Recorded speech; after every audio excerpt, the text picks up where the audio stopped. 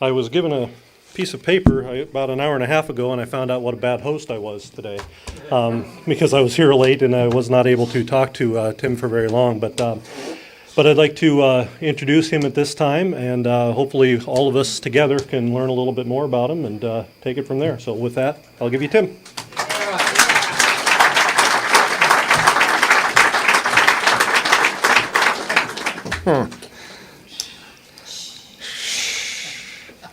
Thanks. That was a great welcome.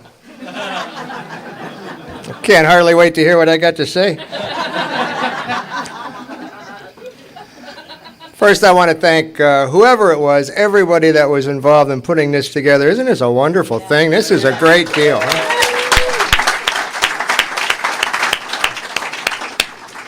You know, I'm pretty sure what I'm going to say up here tonight.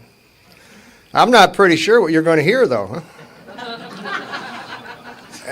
There's a story I like to tell. It's a story about a state trooper.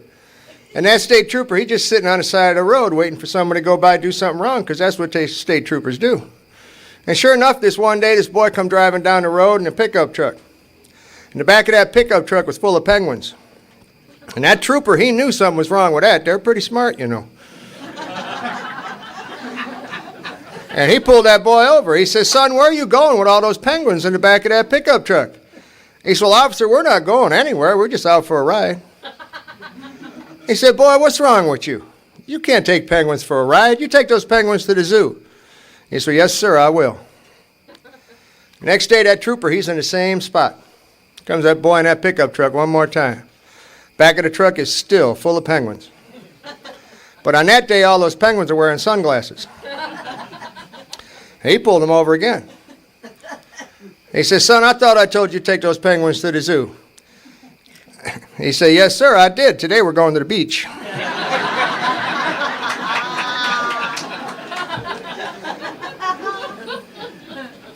We all see and hear things differently, don't we?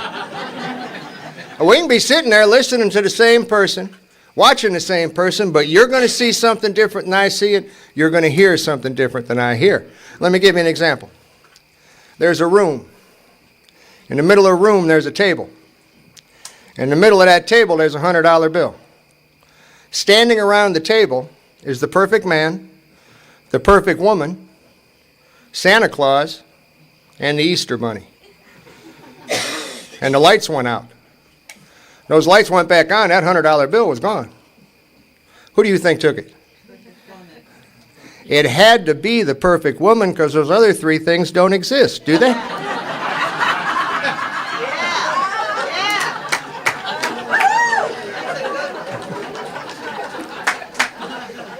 My name's Tim Towsley. I'm an alcoholic. I did not want to be an alcoholic. My daddy was an alcoholic. He was a member of this fellowship. He got sober in 1946. He passed away in 1980. When he passed away, he had 10 years of continuous sobriety put together.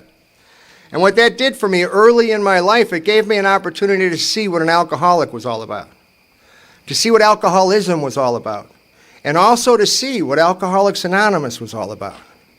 I came from a family where I had 6 stepfathers. I had 13 stepmothers. I went to over 20 schools. I never got out of the 8th grade. I left home when I was 14 years old. I've been married 3 times and divorced twice. I've had an opportunity in my life to spend time in boys' homes, detention homes, city jails, county jails, workhouses, psych wards, treatment centers, and penitentiaries. I spent 12 years of my life either on parole, probation, or locked behind some kind of door somewhere. And do you know, not one of those things I just mentioned are the reason I came through the doors of Alcoholics Anonymous. Those were merely the situations that my disease of alcoholism created in my life. But on June 23rd, 1982, I woke up at the bottom. And it's the bottom they talk about in the big book of Alcoholics Anonymous. That's when you know a loneliness, such as few men know. It's when you're at that jumping off place. You're wishing for the end. You can no longer imagine life with or life without alcohol. And that's the bottom. That's not a high bottom, but it's not a low bottom either, see? It's my bottom. That is the only bottom that I ever need to concern myself with in the rooms of Alcoholics Anonymous. I don't ever want to be in a position in my sobriety where I can sit in a room of Alcoholics Anonymous, listen to a speaker speak, and start thinking things like, maybe I wasn't that bad, huh? Or maybe I was worse. Because as soon as I can sit out there and I can make myself believe I'm different in any way from anybody else that's sitting in a room of Alcoholics Anonymous, as soon as I can make myself believe I'm unique in any way from anybody else that's sitting in a room of Alcoholics Anonymous, then I've got reservations. And there was an old timer in Bree, Ohio, where I got sober. And he used to tell me all the time, he said, Tim, you know something? He says, if you got reservations, you must be going somewhere, huh? And I don't want to go anywhere today. I like it here. I had my first drink at 13. I got sick. I blacked out. I passed out. I woke up in the backyard of a lady's house in Rocky River, Ohio. I had my last drink at 30. And I got sick, and I blacked out, and I passed out. And I woke up at home in bed, and that's the only difference. 17 years of use and abuse, and the only real difference was where I woke up the next morning. Most of the days were pretty much the same. But this I know for sure today. I know God wants me in Alcoholics Anonymous. That lady came out of her back door. She found me in her backyard. She took me in her house. She cleaned me up. She laid me down. She found out who I was, and she called my mama and let my mama know I was okay. 17 years later, I came through the doors of Alcoholics Anonymous.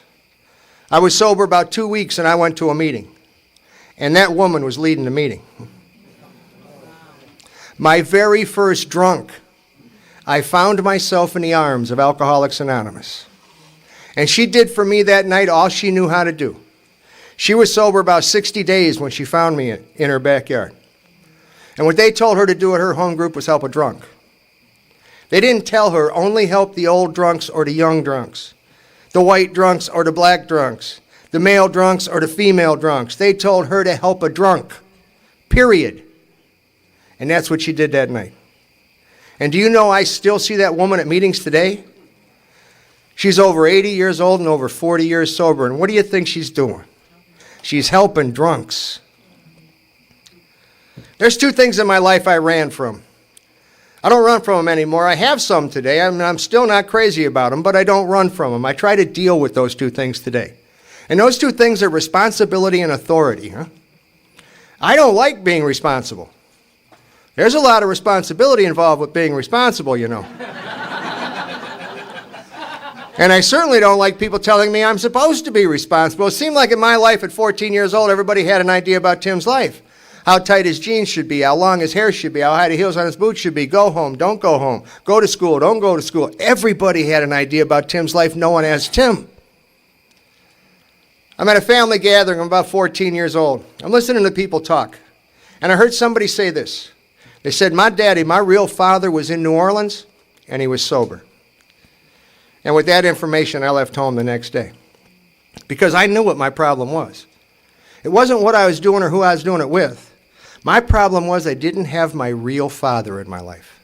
If I could get my real father in my life, everything would be okay.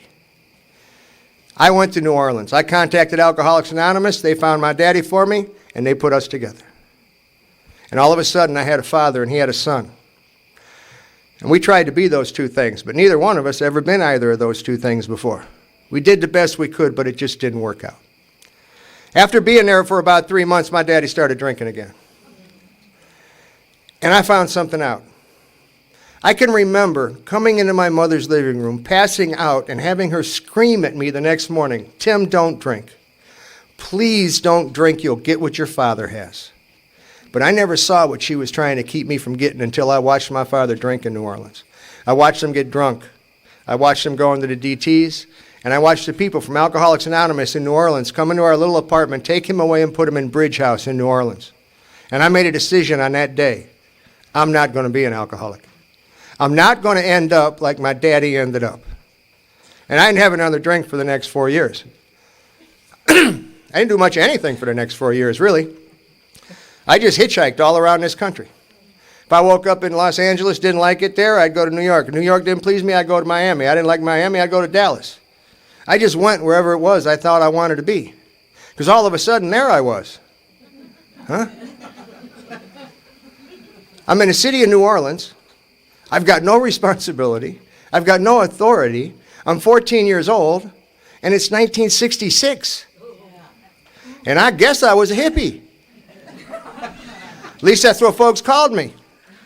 Unless maybe I was in like West Texas or northern Alabama. There was another word in front of hippie they always used. Sometimes 2 words.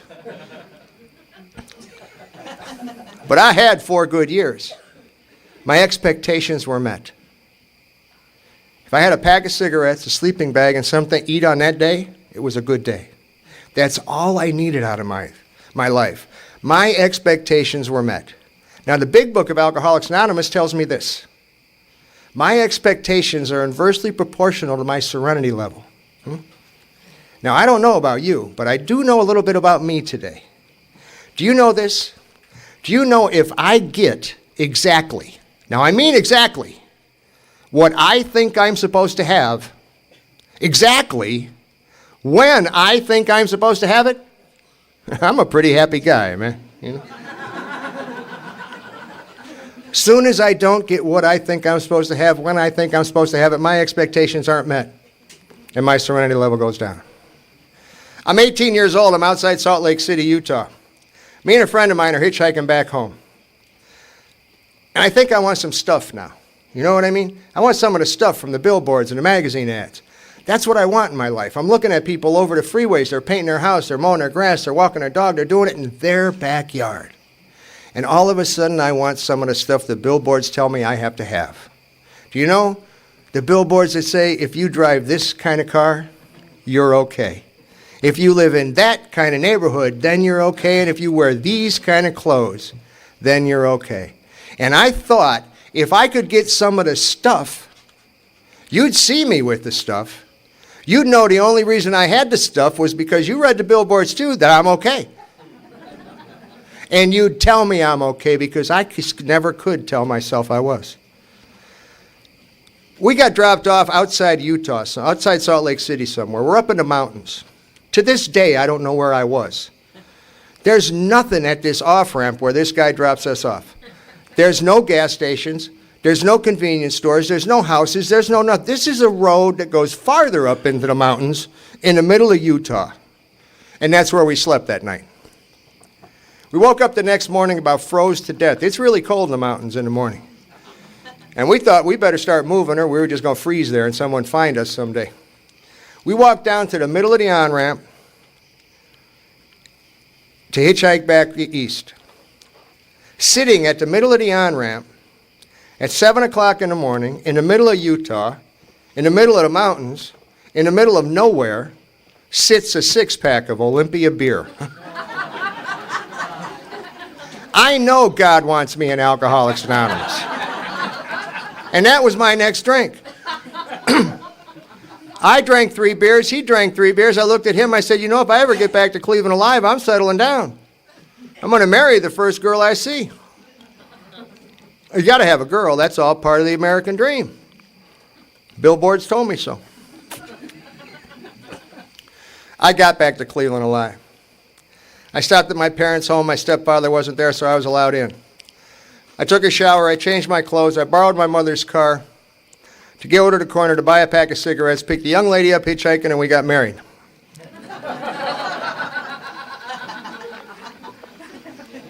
We didn't get married that day. You know, we might have. But back then in the state of Ohio, the male had to be 21 to have parental consent, and the female had to be 18 to have parental consent. And when I married my first wife, I was 18 and she was 15. This was not a marriage that was made in heaven. We didn't know anything about being married. We didn't know anything about being in love. We really didn't know anything about anything. I can't tell you to this day if I loved that woman. But I can tell you this. I live in my brother's van in the driveway of my parents' home because I haven't been allowed in their house since I'm 14 years old. She lives wherever she can because there's things going on in her house she just doesn't want to go back to. And that brought us together, see? And we weren't alone anymore. And that was enough. Just not to be alone anymore was enough. And it was a simple marriage. I got up in the morning, I got drunk. She got up in the morning, she got drunk. And then we'd beat each other up.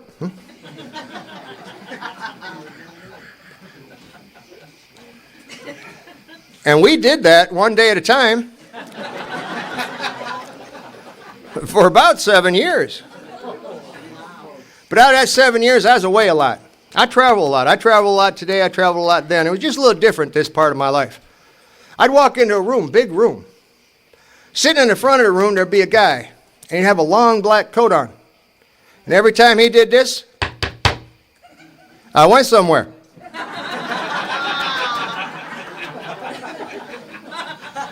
Seemed like I spent 12 years of my life only really doing two things. I got ready to go to jail, and I got ready to come home from being in jail. I just had a bad attitude. I was always in trouble.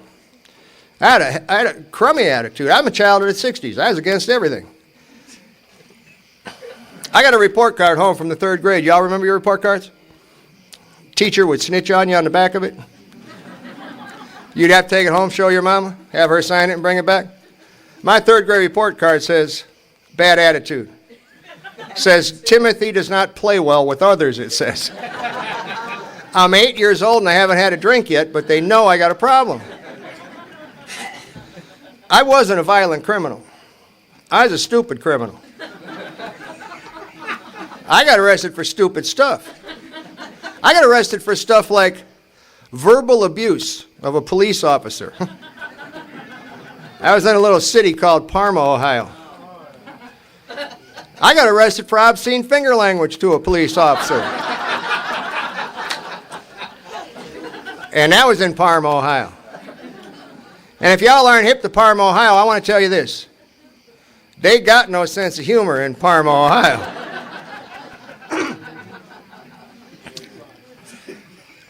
I was at a meeting one night. I was about 2 years sober. I don't know about the rest of y'all. 2 years sober, I was pretty close to the smartest person in Alcoholics Anonymous.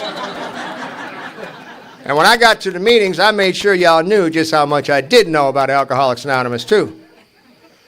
You ever go to a meeting? You hear somebody say something. You know you've heard that same person say that same thing 50 times. But now, all of a sudden, it makes sense, right? There was an old-timer standing up here that night. He passed away. I miss him. His name was Vic. He's just one of them guys, and I'm sure everybody has one. He was one of them guys when you walked into the room, if Vic was in the room, you felt better. He didn't even have to know you were there. But if you saw Vic across the room, you knew it was okay, no matter what was going on. He didn't have to talk to you. You just knew it was okay. And I'd heard Vic talk a lot. And he stood up there that night, and I love Vic. He had a past a lot like mine. He's just in jail with all my heroes, you know, like Pretty Boy Floyd. And, you know, I just thought I'd be the next Al Capone. All I ever wound up being was alcoholic. But Vic stood up here that night and he said this. He said, I've been arrested 63 times. I wasn't a good criminal. Man, I picked right up on that. I know I've been charged with 63 crimes. I wasn't a good criminal. People that did what I did and got caught as often as I got caught weren't real good at what they were doing. The only thing I seemed to be really good at was getting caught, huh? I wasn't a good criminal. I found something else out in that verbal abuse of a police officer case. I decided to represent myself in that case. What's so funny? I saw enough Perry Mason Judd for the defense. You know, I can do this. This is Parma Municipal Court. I went to court. I called witnesses. I cross-examined witnesses. I gave my final arguments to the judge.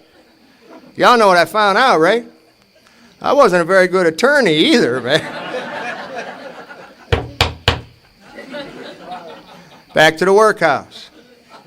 That's just the way my life was going. 1975, I stood in front of a judge in that old Lakeside Courthouse in downtown Cleveland. And he sentenced me to 20 to 40 years in the penitentiary. And I took a big sigh of relief that day. You know, I felt pretty good that day. I felt better than I had in a long time on that day. Because I knew something. I can hear my wife and my mother in the back of the courtroom. They're crying. They don't think I should go away, and they certainly don't want me to go for that long, but I know something they don't know. I know this. I know they can't send me anywhere that's going to hurt me as much as I've already hurt me. And I knew it on that day. That judge had no idea that there was no way on earth for him to punish me any more than I've already punished me. And I was ready to go anywhere where I thought I might have a better chance against myself. In 1976, the laws in Ohio changed. My sentence went from a 20 to 40 to a 1 to 10. And 3 years later, they sent me home. I got home, my stuff was gone. All the stuff I had to have to fit into your world was gone. To be part of society was gone. My wife was gone. My car was gone. My motorcycle was gone. My jewelry and my clothes were gone. There was nothing left but me.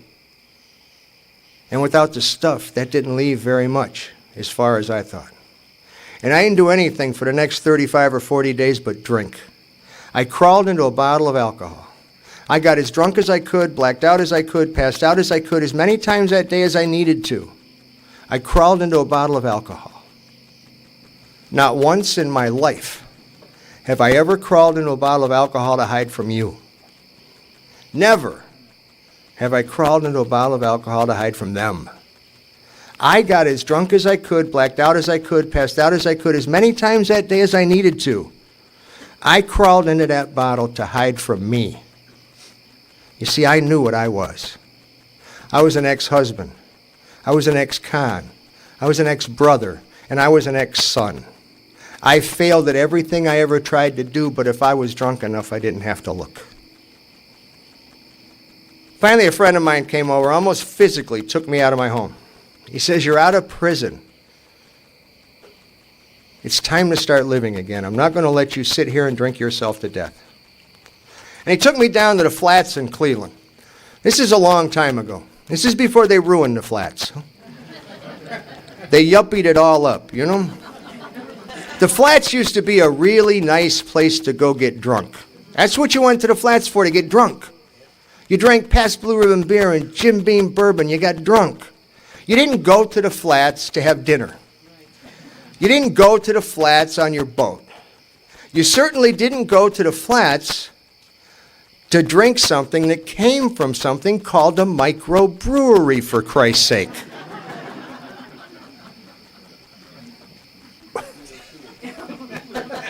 We walked into a little bar. It was called the Pirates Cove. My cousin's band was playing that night. They're playing a Marshall Tucker song. I'm drinking Pabst Blue Ribbon beer, and I'm about half in the bag. And this pretty little girl walked past me. She smiled at me. You know, I smiled right back at her. I was in jail a long time. And that was her. That was my future ex-wife. Who shall heretofore be known as the plaintiff? That's who that was.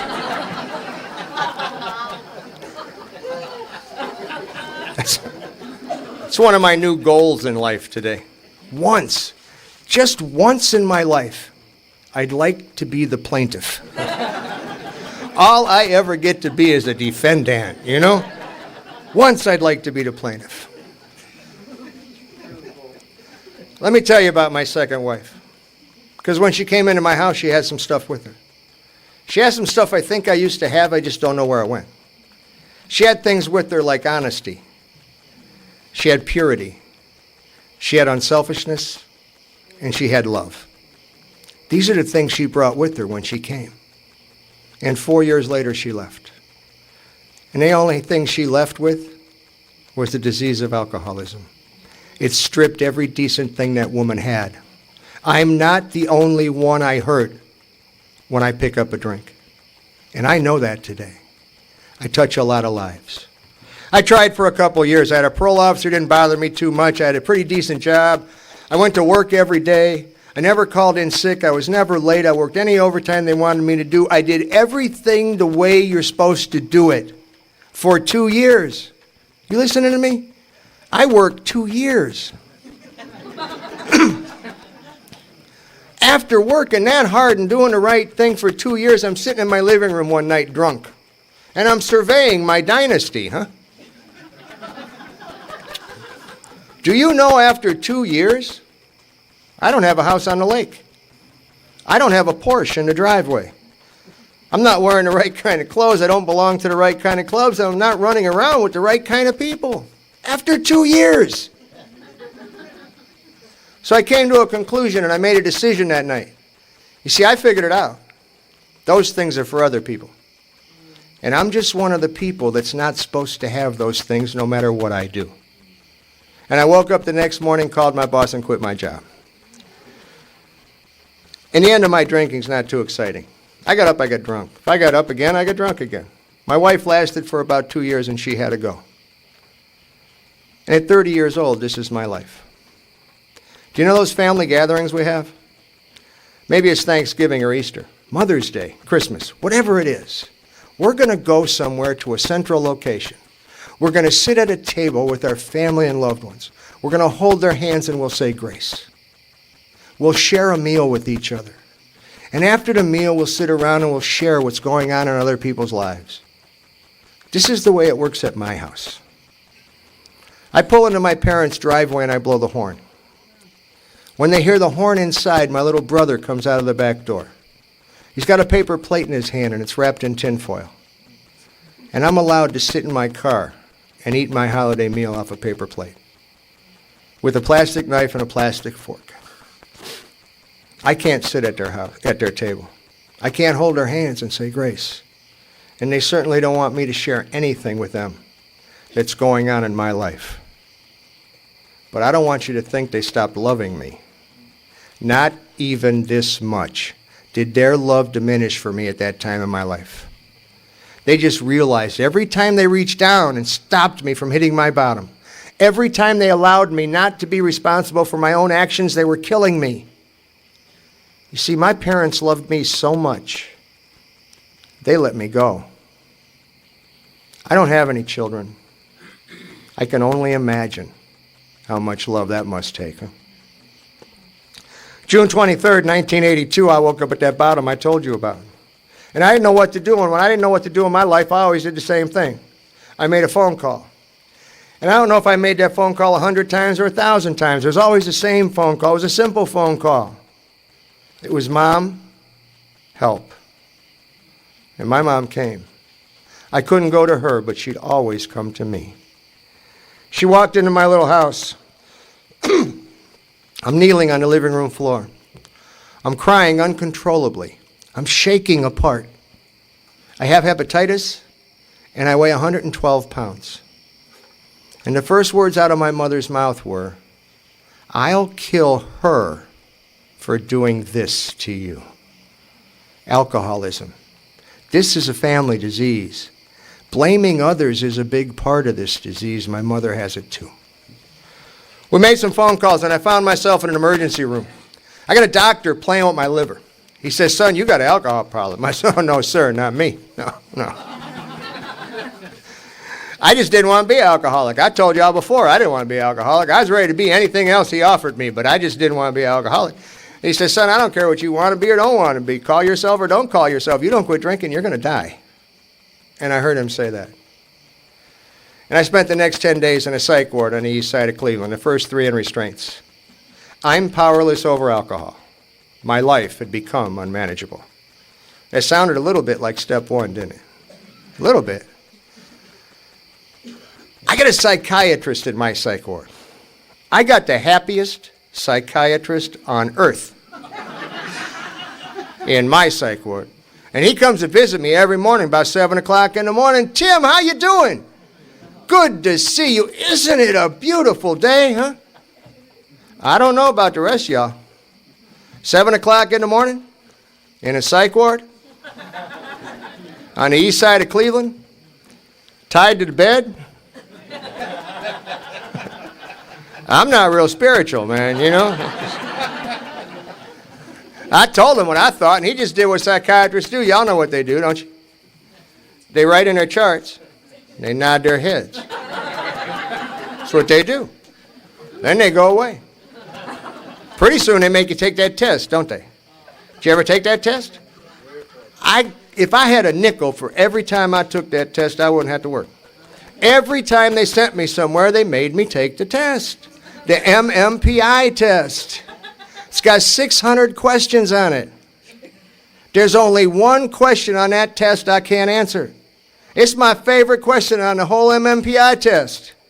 It says, do you urinate more than most people?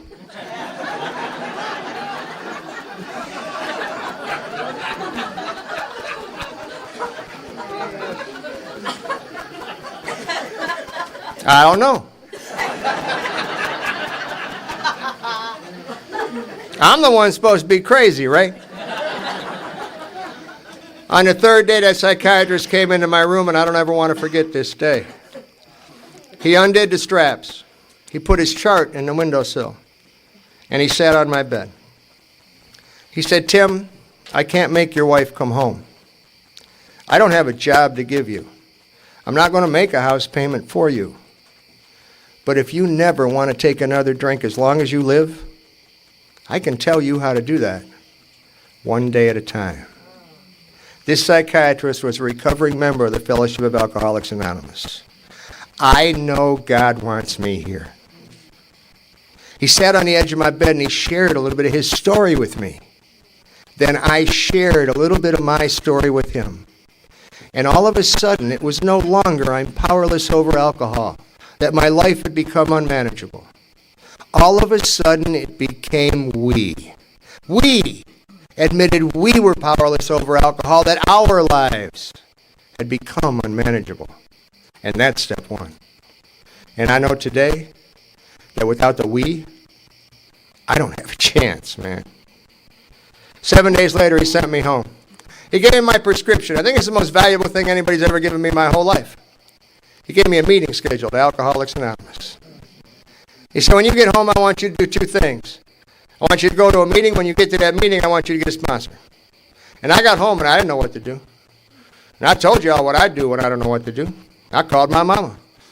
I said, Mom, I got to go to an AA meeting. She said, well, I'll come get you.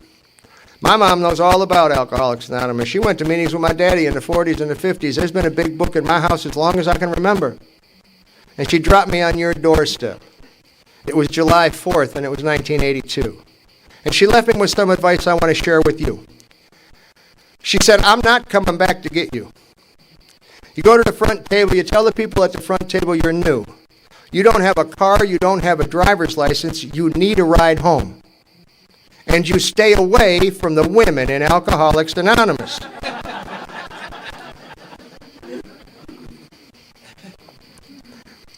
And I paid attention to just about half of my mama's advice. But I got a sponsor that night. He gave me stuff to do that night. His wife was a chairperson. She had the traditions. She asked me if I'd read the traditions. I backed up. I said, well, I don't know, honey. You know, they just took the straps off me. You might want to find someone else to do that. And he just looked at me. You know how they look at you. He said, here's your first lesson in Alcoholics Anonymous, Tim. You never say no to AA. No matter what the request is, the answer is yes. That's all you're ever going to need to know about that. He said, if you sat in a chair, you put it away. You had a coffee cup, you throw it away. If you used an ashtray, this is back when AA was civilized, you empty it. He said, I want you to read one page of the big book every day. Don't turn the page until tomorrow. Read that page as many times that day as you want to or think you need to, but do not turn the page until tomorrow. And maybe, Tim, just maybe, in 164 days, you might know something about the big book of Alcoholics Anonymous. He said, if you're not praying, this is how you're going to start. You're going to take 3 words your mother taught you when you were a little boy. You're going to get up in the morning and you'll kneel down, and you'll say, please. You get up and go about your day, and at the end of that day, you'll kneel back down and you'll say, thank you. Please and thank you. My mother did teach me those words when I was a little boy. Do you know what she called them? The magic words. Huh? No matter what I wanted, what's the magic word, Timmy? And once I got it again, what's the magic word, Timmy? I had no idea how much magic those words held till I came here and you showed me how to use them. My sponsor asked me that question. I'm a firm believer that newcomers come in here and we tell them, we got to be careful what we tell newcomers, because I think we tell them some dumb stuff, man. A newcomer will come in here and we'll tell them stuff like there's no such thing as a stupid question, right? Then we'll ask them about 5 stupid questions. And my sponsor asked me, I don't know if your sponsor asked you, but mine asked me, he said this, he said, do you want what I have? I don't know, what do you got? You know, do I want what you have?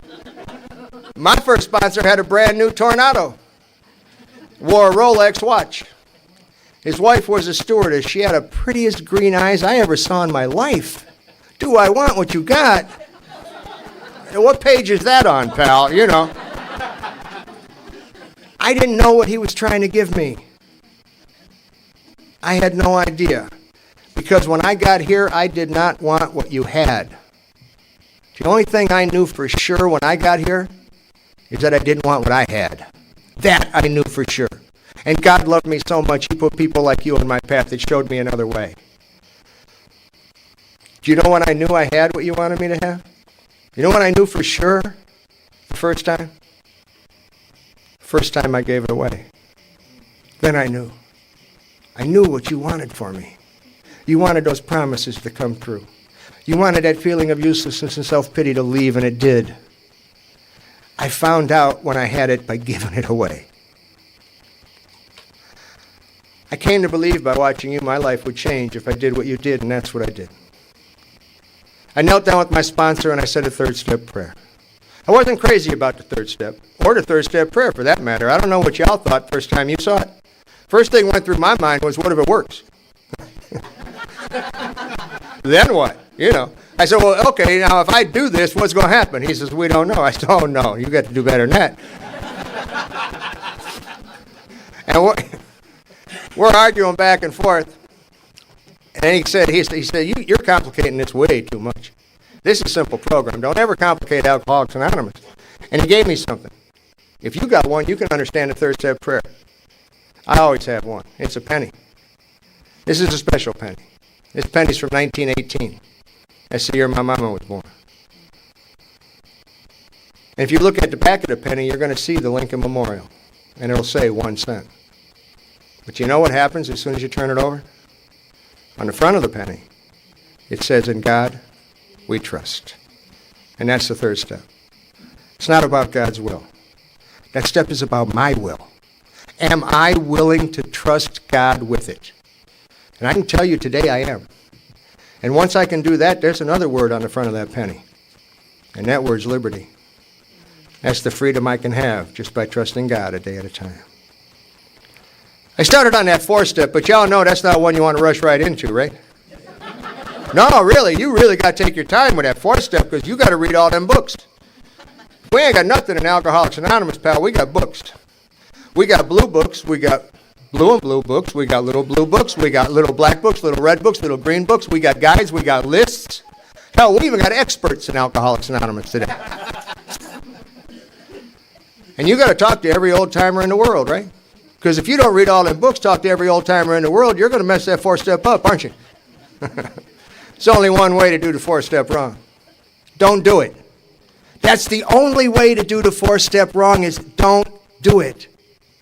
I read all those books. I talked to every old timer in Cleveland. I'm sober 27 years today. And I'm still not 100% sure what Mr. Jones's problem really is.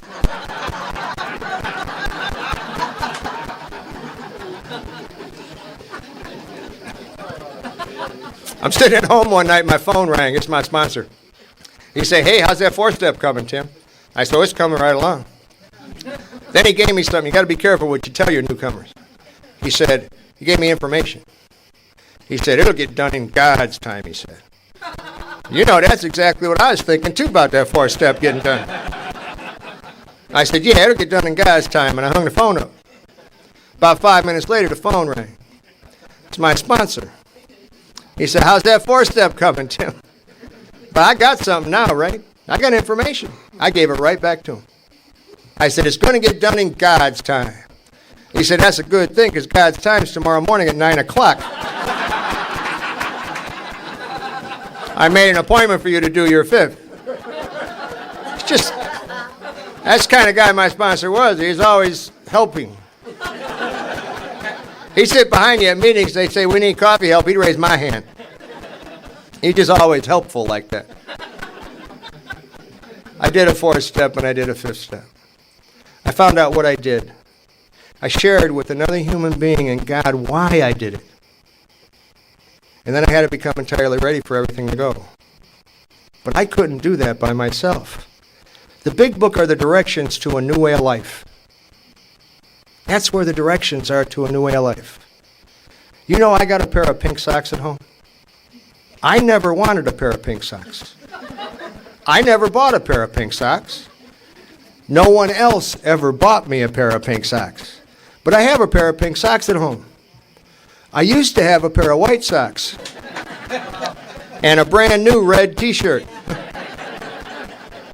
Some of y'all done this, huh? I got home and I don't like to wear anything new. I always wash it. Brand new, I wash it first. So I washed my red t-shirt, but I thought it was, energy efficient if I'd get more laundry and throw all the rest of the laundry in there. And that's what I did with my brand new red t-shirt. And I washed it up and dried it up. Y'all know what I got, right? Pink socks. So I'm folding my t-shirt with a mild resentment. And I don't know if y'all ever noticed that. There's a little tag on the back of your t-shirt. It's got writing on it. Do you know what it says? It says washing instructions. Underneath that it says wash separately. If you never take time to read the directions, you can never hope to have what the big book promises you. But even if you read the directions and you don't follow them, do you know what you get? You get pink socks, man. I became entirely ready and I humbly asked God for help.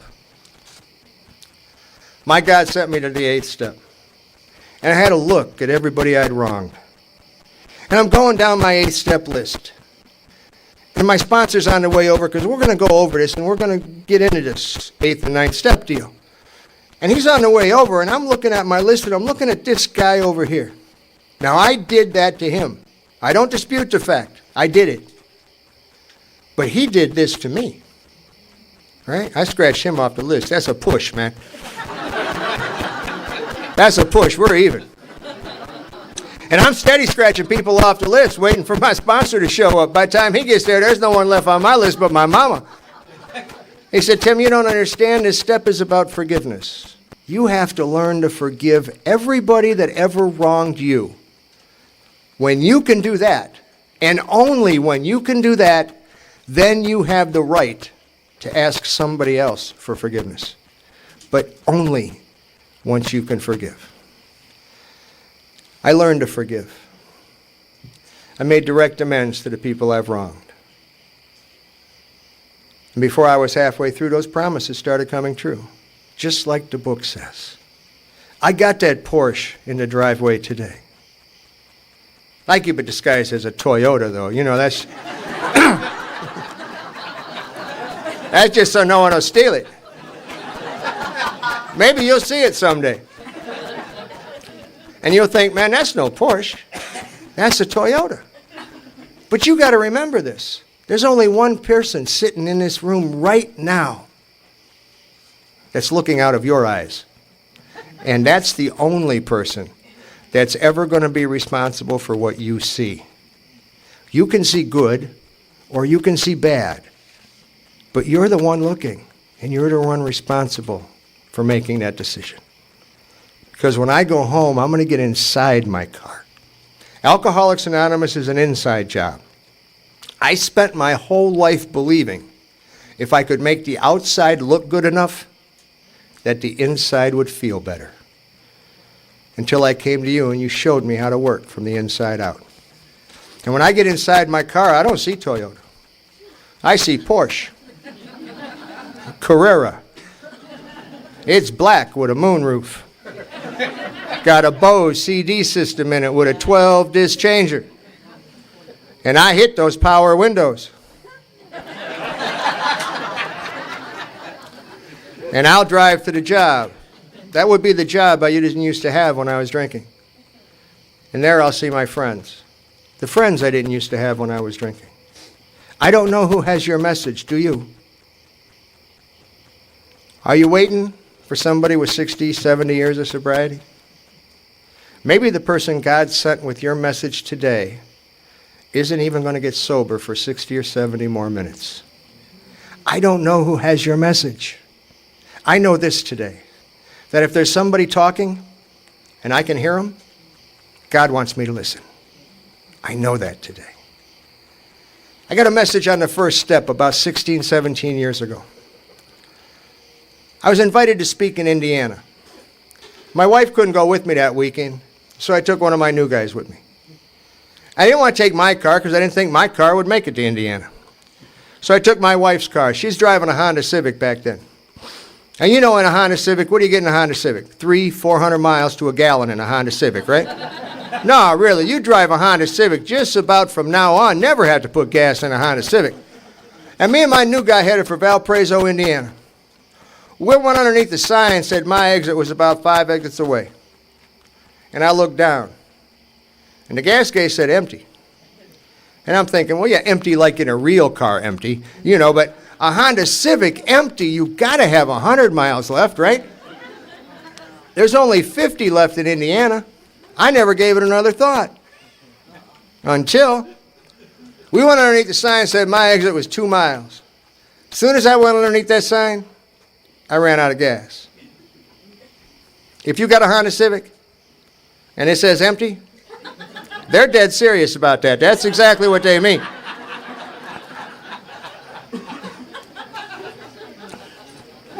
Now, I coasted for another mile, and I pulled over to the side of the road. And there I was on the side of the road, in the middle of Indiana, out of gas. Got a new guy sitting next to me. You know, I don't even want to turn and look at him. I just spent the better part of about 4 hours telling him all about responsibility and stuff like that, you know. But I had to do something. I couldn't sit in Indiana the rest of my life. So I turned and I looked at him. And he just grinned. You know how they are. Oh, no, they'll stay sober a long time just waiting for you to do something wrong, just so they can point it out, you know. So I turned and I looked at him and he says, we're powerless, ain't we? I say, yeah, you bet we are. I said, what do you think we ought to do about that? He said, well, I think we better admit it. I could have sat there the rest of my life and gone, rum, rum, rum. If I never admit there's a problem, I'm never going to get anywhere. I don't know who has your message. Are you listening? I take one word out of the last 3 steps, and that's how I live my life today. Continue, improve, and practice. Now, each one of those words is an action word. If you want something, you got to do something. My big book tells me half measures avail me nothing. It doesn't say half measures avail me half. It says nothing. And I don't know about you, but I don't want any more nothing. I want everything my God wants me to have. And you know, I don't even know what that is. But if he wants it for me, I want it too. There's a difference in my life today I want to share with you.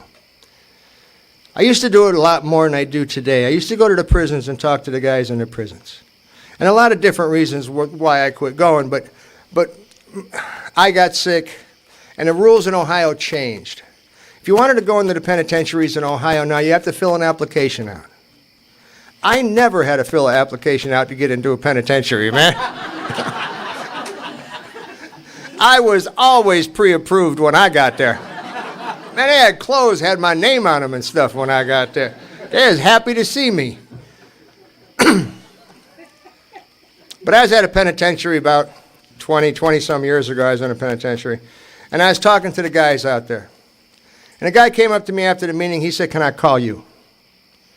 I said, sure you can. And I gave him my phone number. I forgot, if you're in a penitentiary, you want to call somebody? You got to call collect, right? But I'll accept a collect phone call in my life today. Let me tell you why. Because on April 10th, 1989, I went to a meeting. There was a young lady speaking at the meeting that night. And I don't know what your sponsor told you. My sponsor told me this quite a bit. He said, Tim, if you go to a meeting and you hear something you like, take it home. And October 16th, 1993, we got married. I married a young lady in the Fellowship of Alcoholics Anonymous. I married a very intelligent young lady in the Fellowship of Alcoholics Anonymous, a very educated woman in the Fellowship of Alcoholics Anonymous. My wife's got more letters after her name than I got in my name. She just been in school long as you can go to school. She just loves school. I couldn't wait to get out of school. Matter of fact, I didn't wait to get out of school.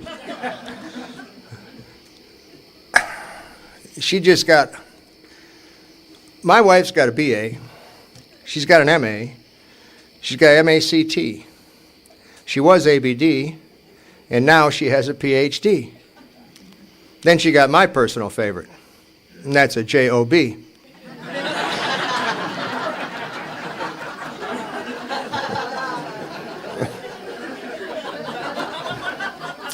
One of my guys asked me once, he said, doesn't that intimidate you? That your wife is so intelligent, that your wife is so educated, doesn't that intimidate you? And I had to think about it for a minute, because, I never thought about it before. And I said, no, it doesn't intimidate me, not even a little bit. Makes me proud as hell. I'm proud as hell of my wife's accomplishments. Because 21 years ago, she came through these doors, and she didn't have any letters after her name. But because of a God of her understanding, the women in her home group, and a book called Alcoholics Anonymous that told her, once you come in here, if you're willing to do the work, you can be anything you want to be. She believed him, she trusted God, she did the work, and she accomplished. I can't be intimidated by that, only proud. I'm just proud to be a member of something that could make that happen, huh? I'm so proud I got new license plates. You know what my license plates say? Those vanity plates, I hate those things, but I got some. You know what my plates say? They say PhD, GED.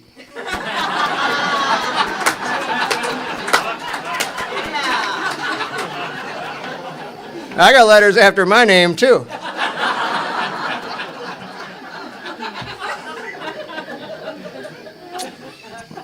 We had an AA wedding.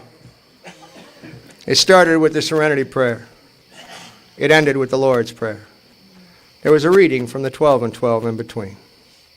I was reminded on that day of 1975, sitting in that Mansfield Reformatory in Ohio, when they gave me an opportunity to make a phone call. And they walked me up. And they put me in the bullpen. They said, you got this much time to make your call. You can call anybody in the world you want to, but it has to be collect. And I stood there and I dialed. And I dialed some more. And I dialed until I didn't have any time left. I couldn't find one person on this earth, not one, that would accept a collect phone call from me at that time in my life, not one. But we invited 320 people to that wedding. You know how many came? About 350. That's the difference. The difference from then to now. That's the difference in my life. But there's a difference in me. About 8 years ago, I had to start taking care of my stepfather. He got Alzheimer's disease. My mother couldn't do it by herself anymore.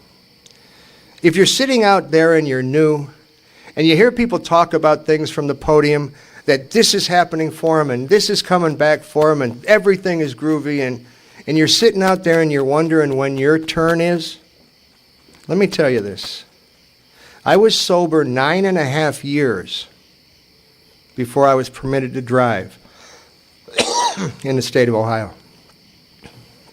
I was sober 16.5 years.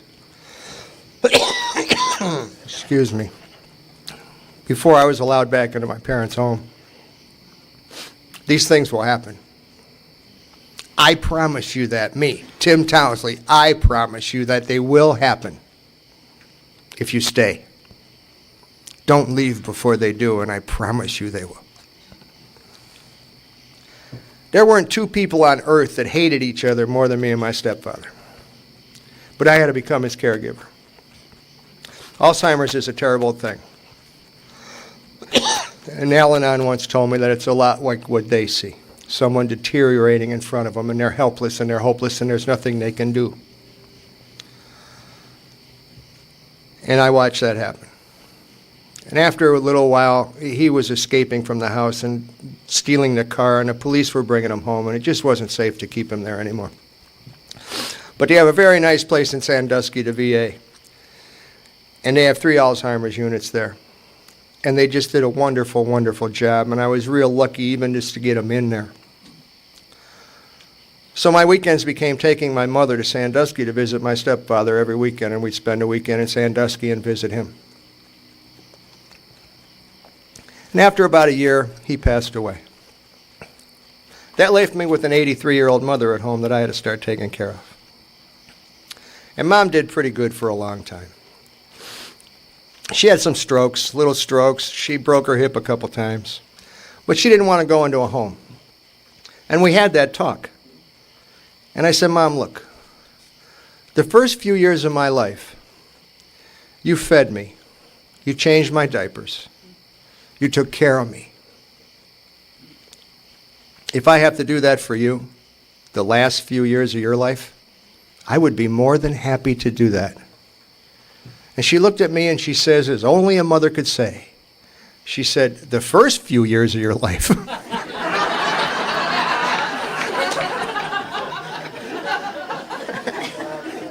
She said, the first 30 years of your life.